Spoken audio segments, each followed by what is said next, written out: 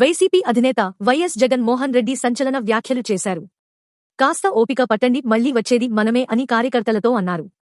ఉమ్మడి పశ్చిమ గోదావరి జిల్లాకు చెందిన జెడ్పీటీసీ, ఇతర నాయకులతో మాజీ సీఎం, వైసీపీ అధినేత వైఎస్ జగన్ ఇవాళ భేటీ అయ్యారు.